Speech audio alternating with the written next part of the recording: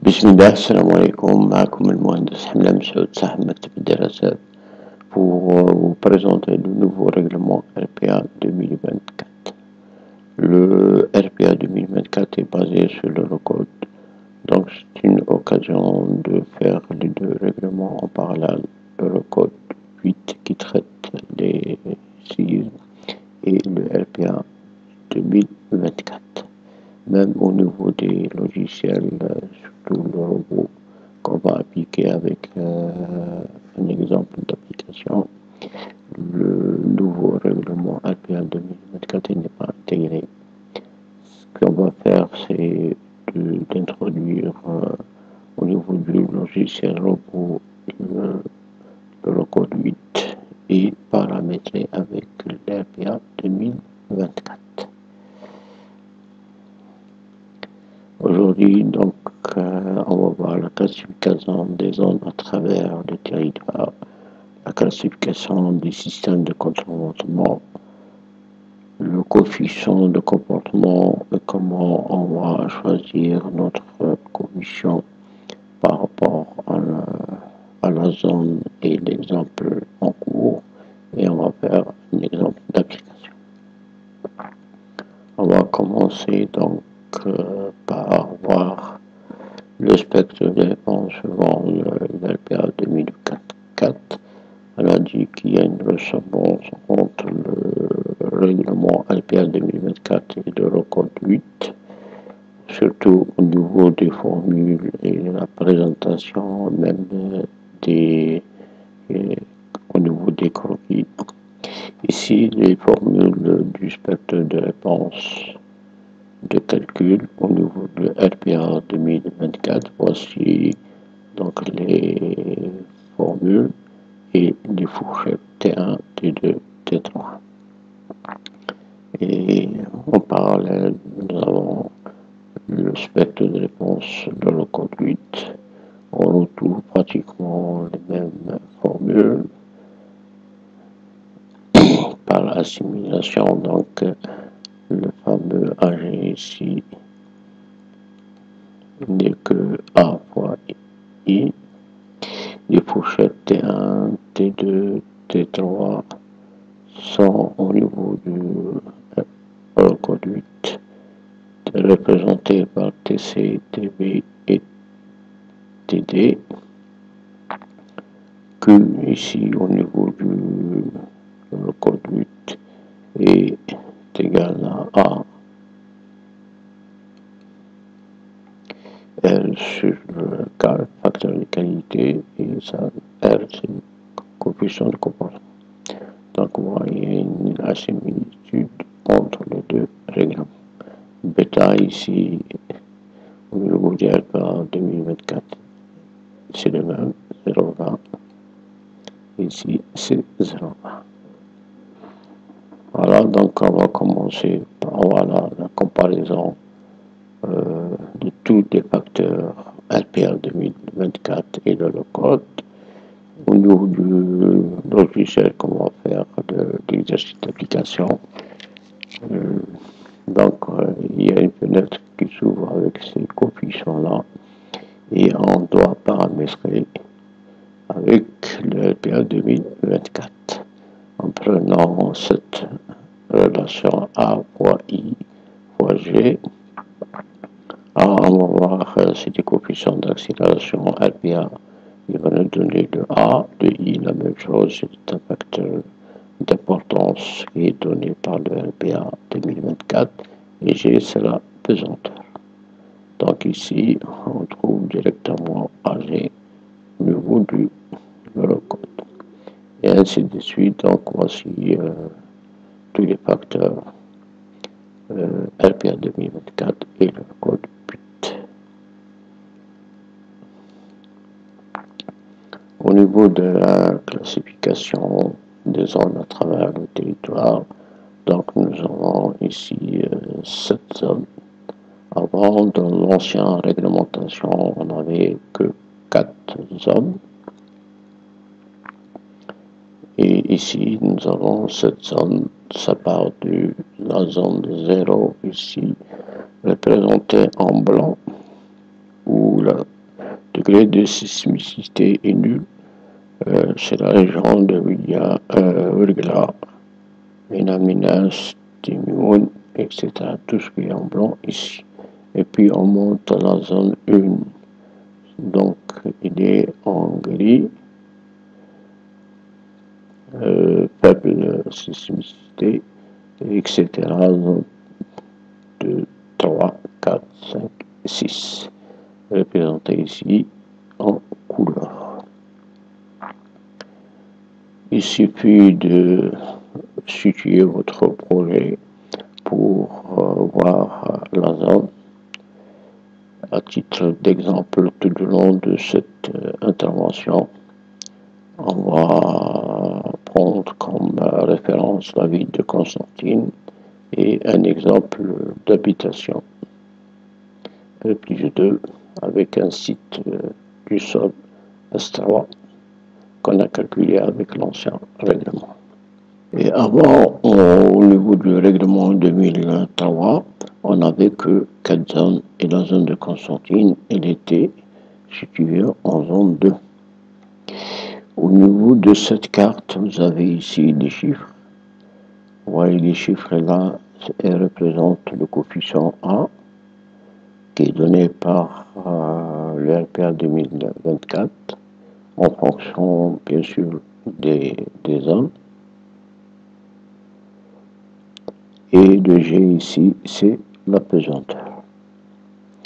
Donc le coefficient A, grand A, est donné en fonction des zones. Voici le coefficient A.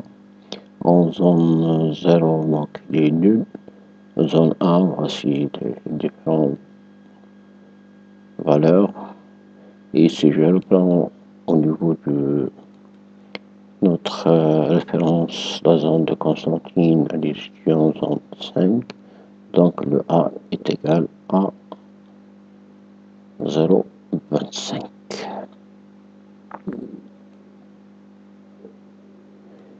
Et donc A est égal à 0,25.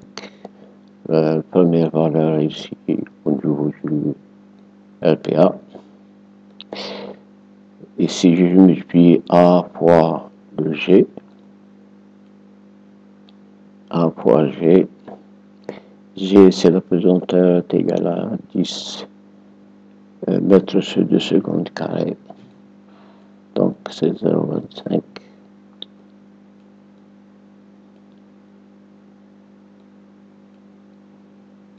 fois 10 est égal à 2,25.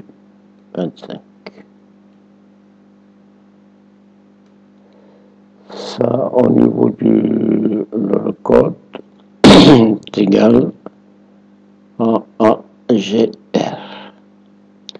Voilà, donc, coefficient d'accélération au niveau du code 8.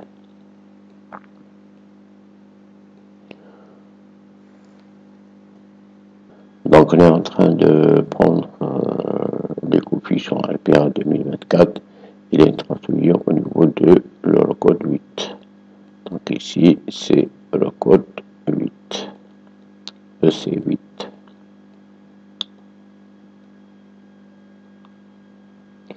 Donc avec ce coefficient AGR, on va déterminer un autre coefficient appelé AG.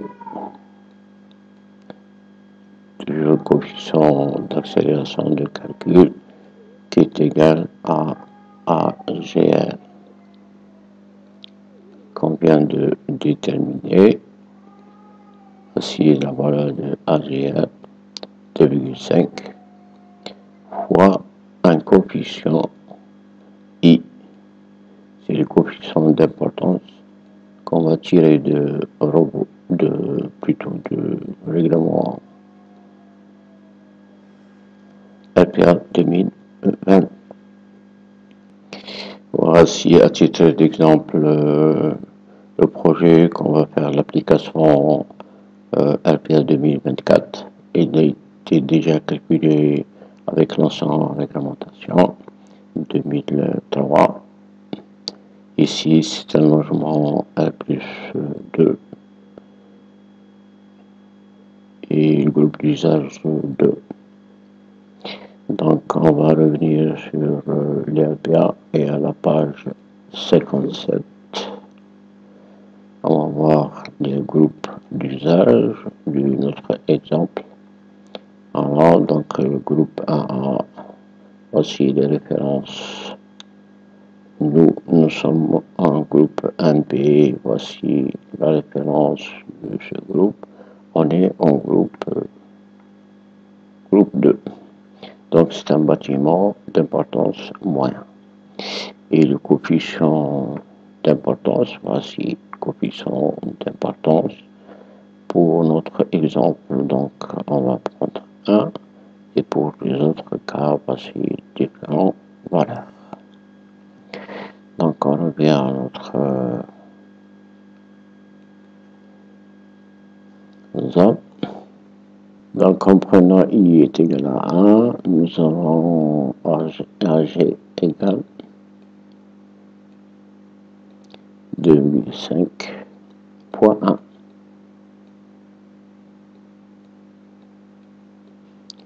qui est égal à 2,5. Donc ici, je reprends AG égale à 2,5 selon le code 8. Voilà, donc on va encadrer tout ce qui va être encadré. On va l'introduire au niveau de le code 8. On passe aux classifications des différents systèmes. Au total, il y a 9 systèmes pour le béton armé. Le premier système, appelé système à ossature, c'est un système où les poteaux prennent l'effort tranchant. Donc ici, dans tous les systèmes, on parle de l'effort tranchant seulement. L'effort vertical il n'est plus référence dans ce règlement. Donc, quand vous faites les pourcentages, c'est dû à la sollicitation de l'effort tranchant seulement. Voilà, donc les poteaux prennent plus de 65% et ils peuvent aller jusqu'à 100%. Pourquoi ici 65% donc plus? Cela veut dire qu'il y a un autre élément qui va participer à prendre l'effort tranchant avec des poteaux. Et certainement, ça va être la maçonnerie. Donc, si vous avez une structure dont les poteaux absorbent plus de 65% de l'effort tranchant, vous êtes dans ce système-là. Puis le règlement nous impose les niveaux et la hauteur en fonction des zones. Donc, zone 1 et 2, vous pouvez avoir 5 niveaux et 17 mètres. Pour la ville de Constantine, on est en zone 5. On ne peut avoir que 3 niveaux et 11 mètres pour ce système-là. Pour notre exemple, on revient à l'exemple. Donc, nous avons R plus 3, donc il y a 3 niveaux, c'est bon. Et la hauteur ici, totale, est de 9,74.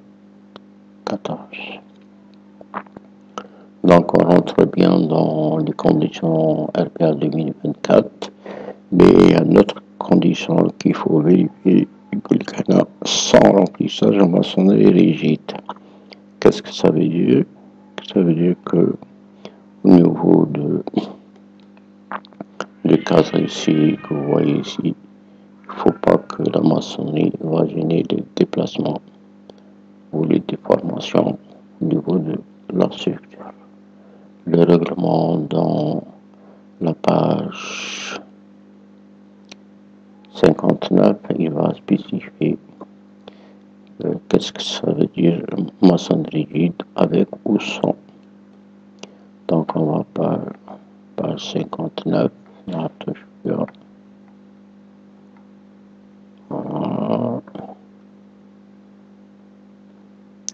Ainsi, donc, le règlement nous impose une paroi de 10 cm et de 5 cm seulement. Donc, on utilise brique de 8 trous et une double murette avec 5 cm. Voilà, donc si je reviens à notre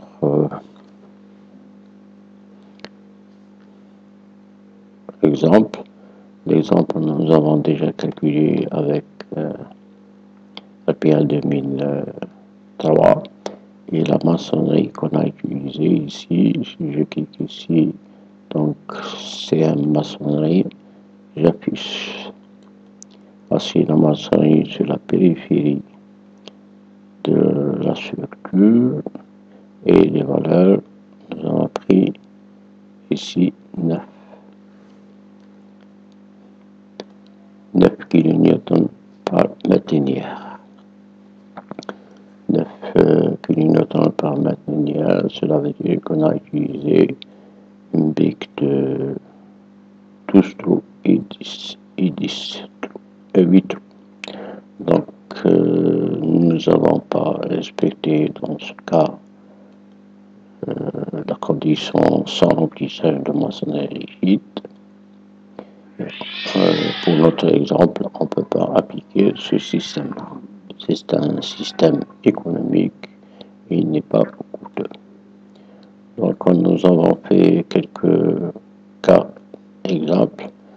Donc ici, si vous utilisez la brique de 10 trous plus 5 en double murette, voilà, 10 cm et 5 cm de paroi. Dans ce cas-là, vous êtes en système économique 1 et 2, normalement sans maçonnerie rigide. Cette maçonnerie ne va pas influencer sur la déformation de la structure. Et si jamais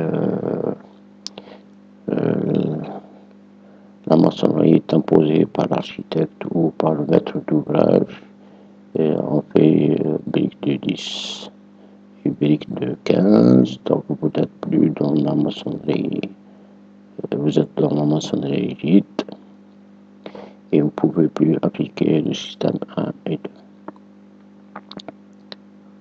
Il y a toujours des solutions pour résoudre ce problème-là.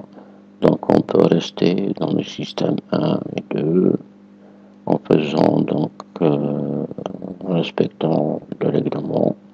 On va faire une brique de 10 cm ici, plus 5 cm conformément au règlement, et on ajoute BA13 par exemple en dehors du cadre.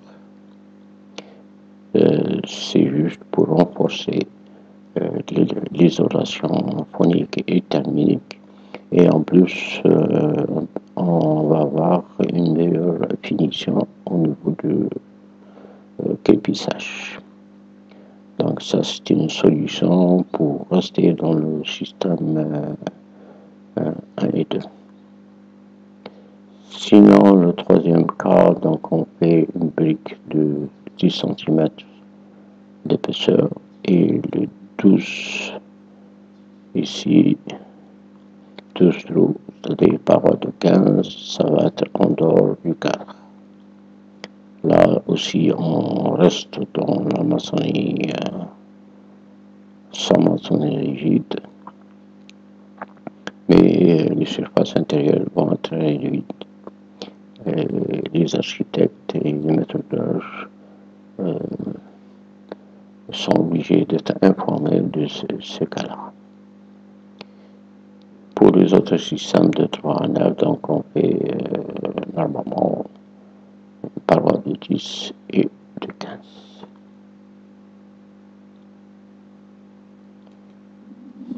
Une fois que vous avez respecté tout ça, le coefficient de comportement est égal à 5,5 et la catégorie A.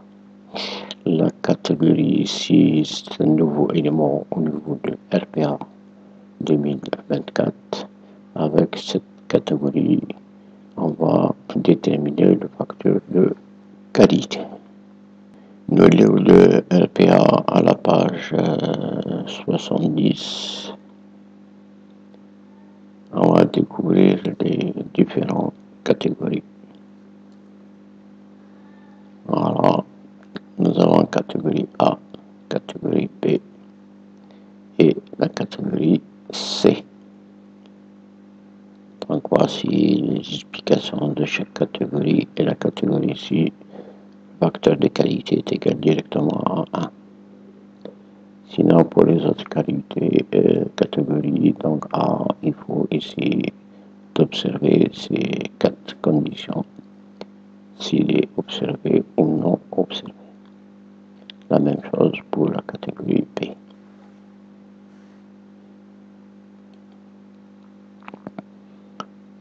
Alors, donc on passe au deuxième système. Deuxième système, c'est un système à ossature, système à ossature équivalent. Donc ici, les ports tranchants, on parle toujours de les ports tranchants. Ils sont en bleu ici, c'est les poteaux, en vert c'est les voiles. Donc c'est une structure mixte où nous avons injecté des voiles, et les poteaux sont majoritaires, ils prennent de 50% jusqu'à 65%, pas plus de 65% ici. Et toujours la condition de maçonnerie rigide liée dans ce système-là, il faut respecter les épaisseurs des parois et les hauteurs ici pour chaque zone et les niveaux. On constate que par rapport au premier système, donc ici on est en plus sur les hauteurs. Dans ce cas, R est égal à 5,5 et catégorie A.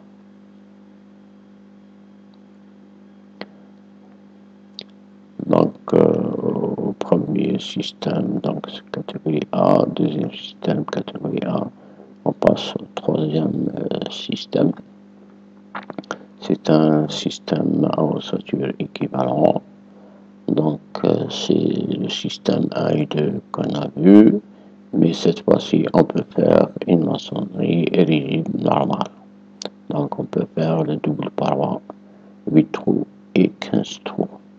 Seulement ici, les niveaux et les hauteurs sont très réduits. Pour la ville de Constantine, par exemple, zone 5, on est limité à 2 niveaux et 8 mètres. Pour notre exemple, donc nous avons 3 niveaux et la hauteur est 9,74. Donc on ne peut pas appliquer ce système-là, système à ossature équivalent. Si vous respectez ces conditions-là, R est égal à 3,5 catégorie A. Le quatrième système, c'est un système contreventement mixte. Cette fois-ci, les voiles sont majoritaires. Ils prennent de 50 jusqu'à 65%. Et ici, pas de limite de hauteur, donc on peut faire des hauteurs qu'on veut. Dans ce cas, R est égal à 4,5 et la catégorie, donc un changement de catégorie, c'est la catégorie B. Pour notre cas, donc on peut être dans ce système, il n'y a pas de condition de maçonnerie et pas de condition de hauteur. Donc ici, on peut retenir pour notre exemple R est égal à 4,5 catégorie B. Si je reviens à le règlement, donc on est catégorie B pour notre exemple. Régularité en plan, c'est observé, donc 0,05. Régularité d'animation, oui. Et le dedans son blanc, non. Donc le coefficient de qualité est égal à 1 plus 0,05 plus 0,20. Voici notre coefficient de qualité. Et nous sommes en train de paramétrer les paramètres RPA 2024. Nous avons pas mal d'éléments jusqu'à présent. Nous avons le coefficient A, nous avons A au niveau du RPA 2024, AG 2,5 au niveau du Eurocode. Nous avons notre système R est égal à 4,5 et la catégorie B. Et nous avons le facteur de qualité qu'on vient de déterminer. K est égal à 1,25. Donc tout ce qui est encadré ici peut être retenu au niveau de paramétrage au logiciel robot. Donc c'est un système ici, système 4. On passe au prochain système, système 5. Cette fois-ci, les voiles sont majoritaires, ils prennent plus de 65%, on peut aller jusqu'à 100%, il n'y a pas de photo. C'est un système juste avec des voiles. Et on peut injecter quelques photos ici, mais qui sont vraiment minoritaires. La hauteur ici est limitée à 48, donc c'est une hauteur assez importante. Et R est égal à 4,5 catégorie B, si vous avez ce système-là. On passe au système suivant, système 6. C'est un système dans sa conception est facile, donc c'est un système où vous avez un contreventement avec un noyau en forme de U. Donc si vous avez une forme de U comme un système de contreventement, vous êtes dans le système 6 et R est égal à 3 catégorie B. Seulement dans ce système-là, le règlement RPA 2024 nous impose quelques vérifications et même au niveau du système qu'on a vu de 1 à 5, il faut vérifier ces conditions-là. S'ils ne sont pas vérifiés, et vous passez du système de 1 à 5 au système 6, c'est-à-dire le R ici va changer. Donc ici pour le système 6, il y a beaucoup de calculs à faire, de vérification. On va commencer par déterminer le rayon de torsion dans les deux sens, Rx et Ry. Et on va calculer les raideurs de translation, toujours dans les deux sens, sens X et sens Y.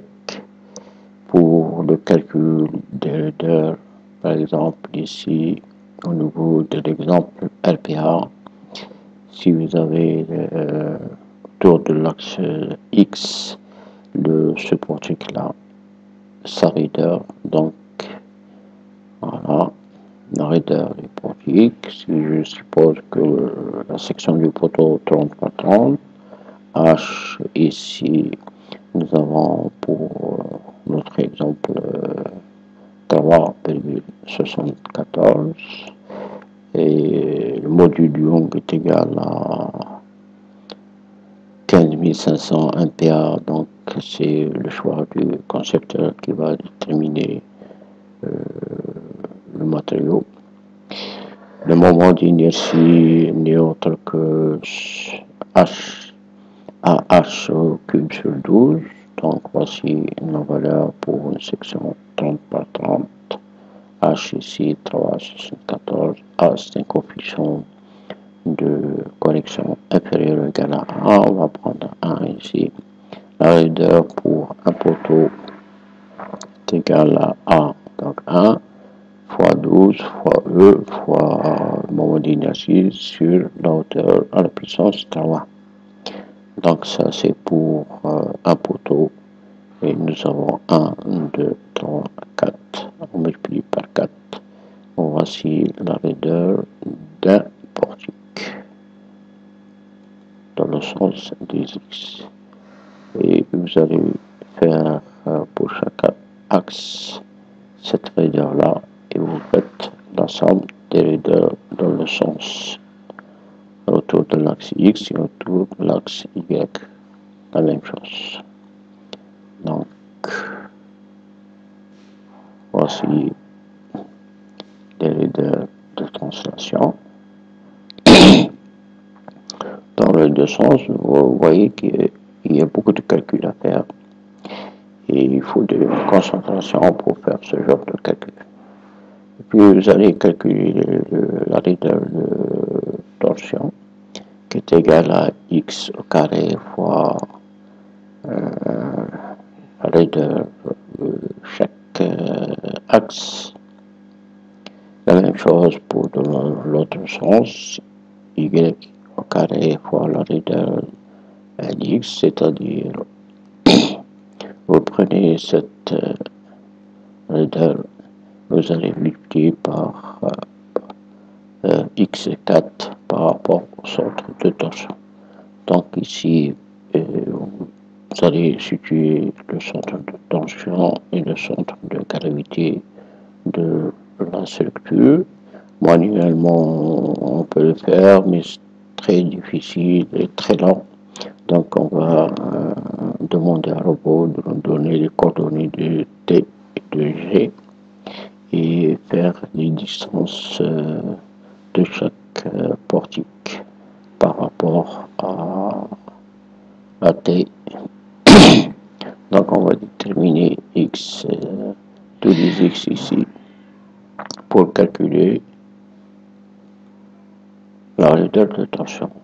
Alors, avec l'exemple, ça va être plus clair.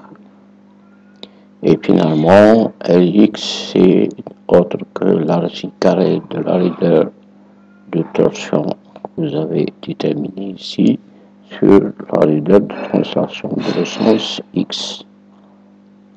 Et pour Ly, c'est racine carrée de la raideur de torsion. C'est un élément fixe qui ne change pas. Ce qui change, c'est la raideur de translation dans les deux sens, X et Y. Donc, vous prenez tous les raideurs ici dans ce sens avec votre structure. Ici, par exemple, nous avons ce portique-là, le voile, le deuxième voile, X2, X3 et dernier portique. Dans l'autre sens, vous faites la somme de tout ça. Donc avec l'exemple, on voit mieux.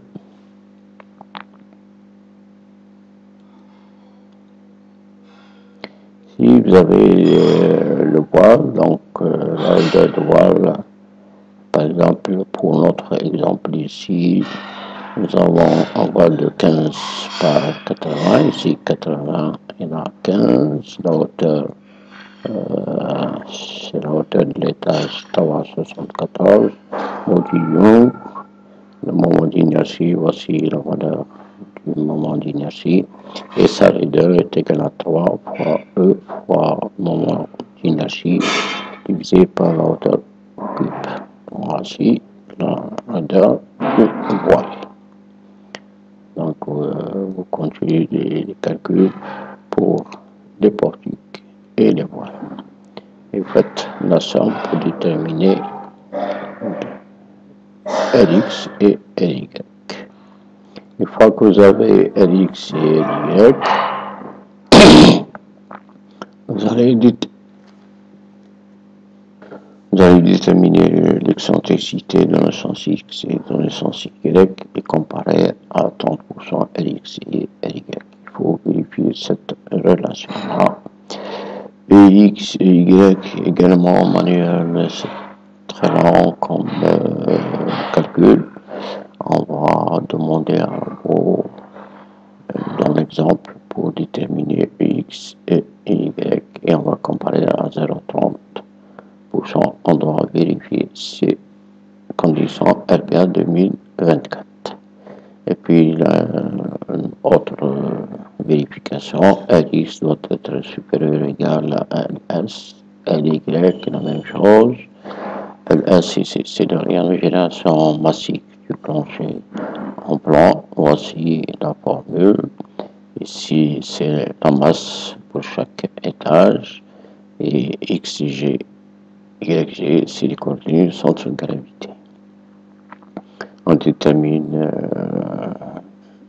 le moment d'inertie polaire avec cette formule-là et dans la page RPA 2024, page 61, vous avez tous les détails de ces formules-là. Donc avec l'exemple, il faut suivre l'exemple pour mieux comprendre toutes ces vérifications qui sont très longues et sans l'aide de robots, ça va être encore plus difficile.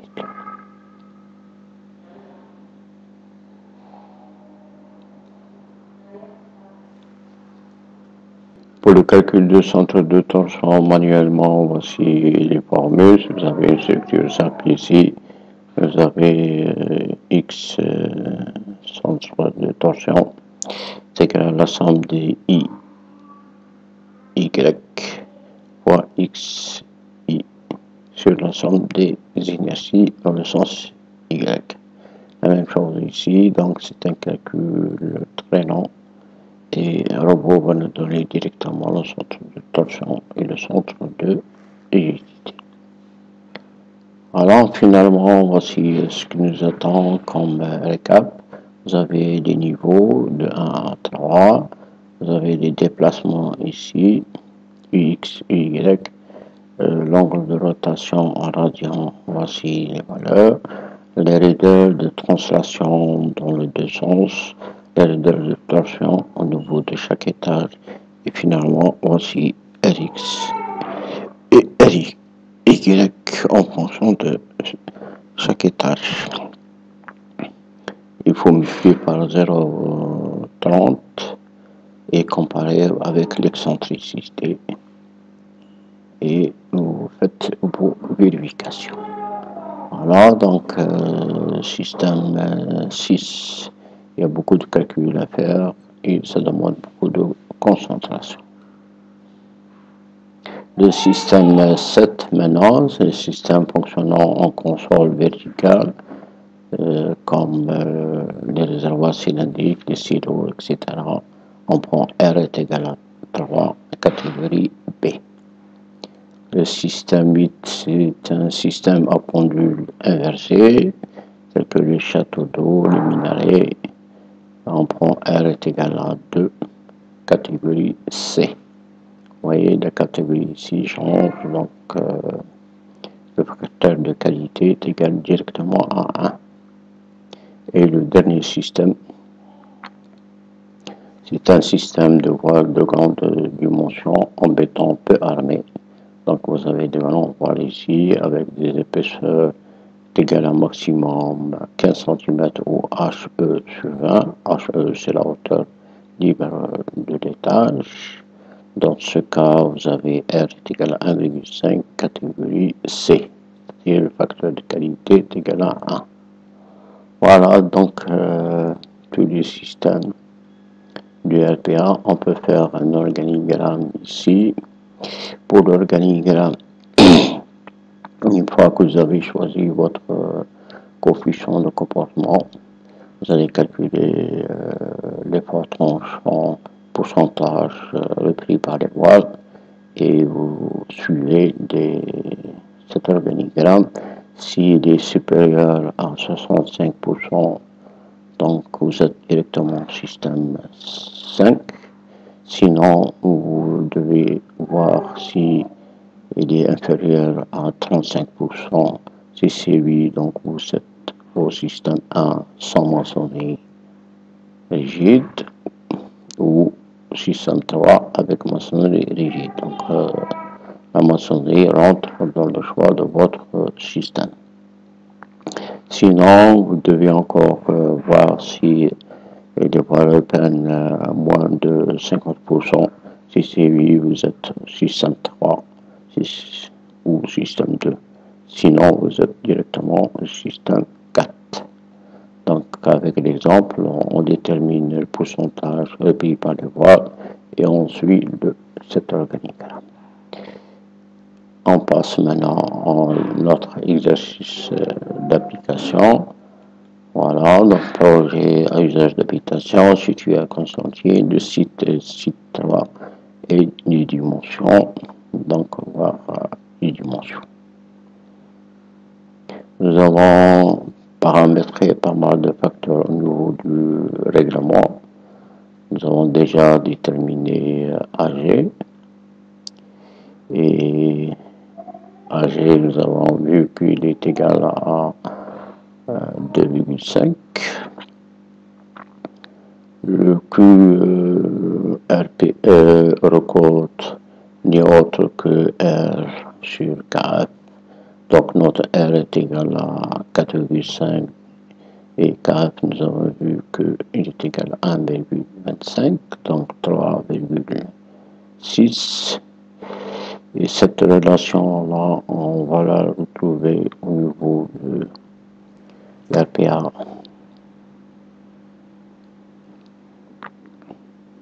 « 2024 à la page 70. Je suis là, voilà.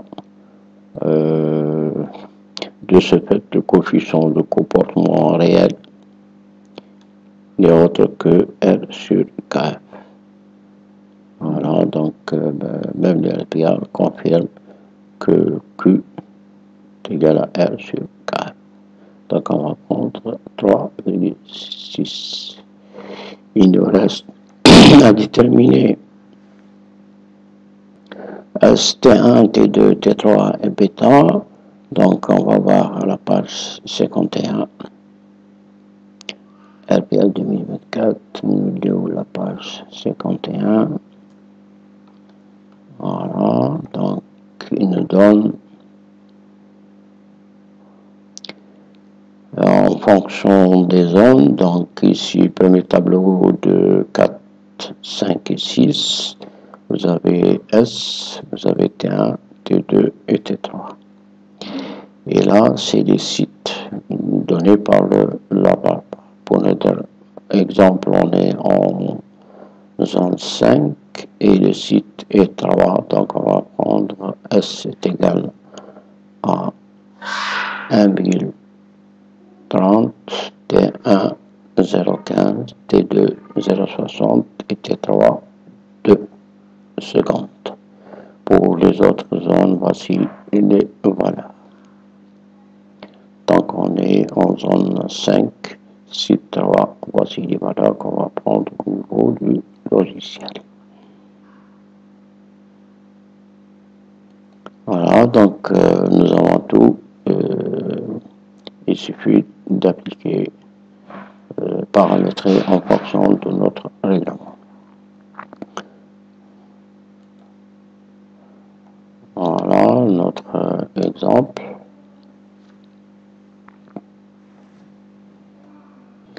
Si je vais vers outils, préférences de la tâche et les normes charge, alors donc charge sismique, vous allez trouver l'ancien règlement RPA 2003 et le nouveau règlement 2024 n'est pas intégré pour le moment. Il va être intégré, Inch'Allah, bientôt. Donc, même si je clique sur plus de normes, le robot va nous donner tous les règlements qui existent ici. Donc, en cherchant, on trouve l'ancien règlement, le nouveau, il n'y est pas. Donc on va garder l'Eurocode 8, voici la référence, et on va faire OK. Ici, nous avons déjà introduit l'analyse modale avec quelques combinaisons BOL. Pour le séisme, on va cliquer sur Nouveau et on va cliquer sur séisme. S'affiche donc la norme Eurocode 8. Voilà. Et je fais OK. Oui. Voici donc la fenêtre. On va zoomer. Proposer. Donc ça c'est une fenêtre de l'Eurocode 8. Mais les paramètres qu'on va faire ici, ce sont les paramètres de règlement RPA 2024. On va commencer par AG. Nous avons déjà vu qu'il est égal à 2,5. Si j'introduis à robot cette valeur-là, cela veut dire que j'ai introduit la zone de Constantine en zone 5. J'ai introduit le coefficient grand A relatif à la zone de Constantine et j'ai introduit également le coefficient I, facteur d'importance, pour un groupe d'usage 2. Donc cette valeur-là, elle a beaucoup d'informations au niveau du logiciel. On passe à coefficient de comportement. Nous avons vu ici, c'est Q R sur le facteur de qualité. R, nous avons pris 4,5. Le facteur de qualité 1,25. Donc ici, Q est égal à 3,5. Et nous avons vu que S est égal à 1,30. Bêta ne change pas, reste le même. TB, c'est l'équivalent T1, 0,15. TC, c'est l'équivalent en T2, 0,6, suivant l'RPA, toujours. Et TD, c'est l'équivalent à T3, égal à 2 secondes. Voilà, donc j'ai bien paramétré suivant notre règlement. On clique sur définir la direction. On va négliger pour notre cas Z. On lui fait OK, OK et fermé. Et avant de lancer les calculs, il y a juste notre point à voir, c'est que l'Eurocode 8 dans la partie 4.3.1 exige que les matériaux, donc la barre de module de Young, soit divisée par 2. Donc on va régler ça rapidement en allant sur outils préférences de la tâche. On va cliquer sur matériaux. Voici le matériau Eurocode. Et là, pour le béton, normalement c'est un béton C2530. Nous avons expliqué cette classe dans les vidéos précédentes. Donc 25, ça représente la résistance du béton avec des cubes cylindriques, et là c'est avec des cubes cubiques. Et là, il faut modifier le module de Young en cliquant ici, modifier. Vous pouvez modifier les aciers, les bétons, l'aluminium, le bois et autres. Ce qui nous intéresse ici, c'est le béton. Si je clique sur C2530, voici la valeur totale du Young. Donc ici, c'est 30 41 000 MPa, je divise par 2, 15 500. Donc ici, il faut prendre 15 500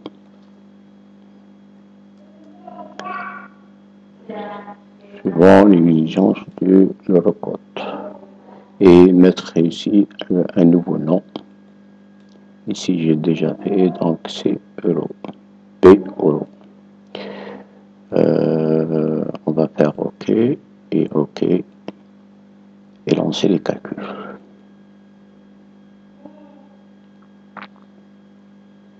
Voilà, le calcul terminé.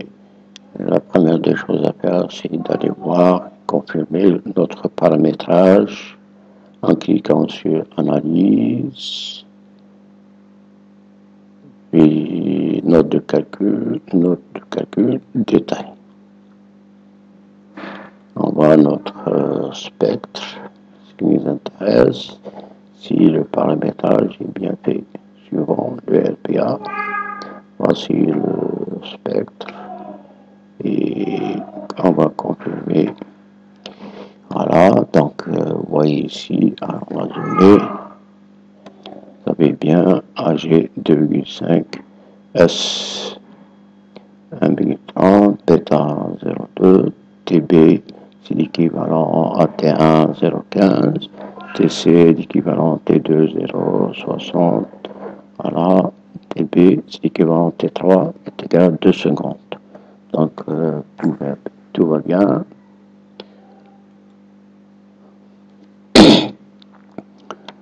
Il nous reste à confirmer donc le pourcentage. Le pourcentage pour confirmer le choix de notre R, coefficient de comportement. Voilà, résultat, donc étage, effort. On va commencer par EX. On va faire un filtre spécial, clic droit de la souris, donc filtre spécial. On va laisser l'effort tranchant suivant X total. Donc ça c'est l'effort tranchant total.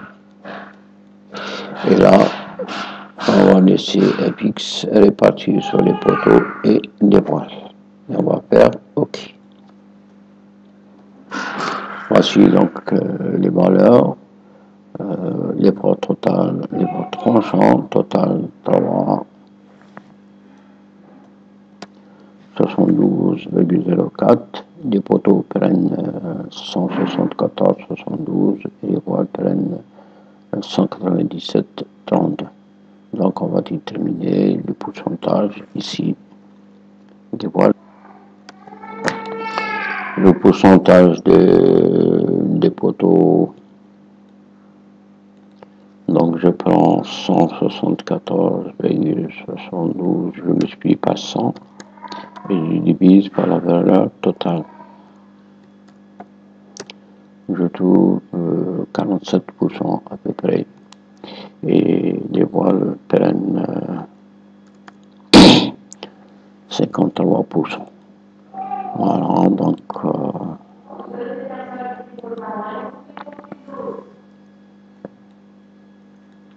ensuite, donc les poteaux prennent 47 et les voiles 53. Si on revient à notre système ici, le système 4, voilà, donc on est à 53, on est bien dans ce système-là. Les voiles prennent 53%, c'est entre 50 et 65. Pour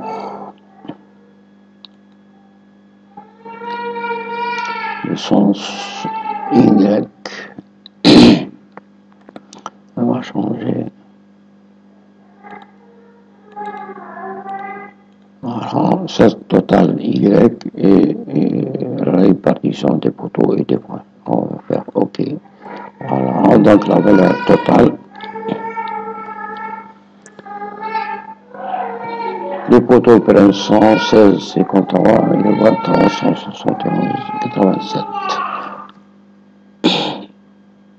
on fait la même chose. On voit que les voiles ici prennent 76,14%. Et donc on est plutôt dans le système 5, parce que les voiles ici prennent plus de 65%. En conclusion, donc, on est au système 4 dans le sens des X, système 5 dans le sens des Y. Pour la suite des opérations, c'est la prochaine vidéo, Inch'Allah. Je vous remercie de votre attention. Salam.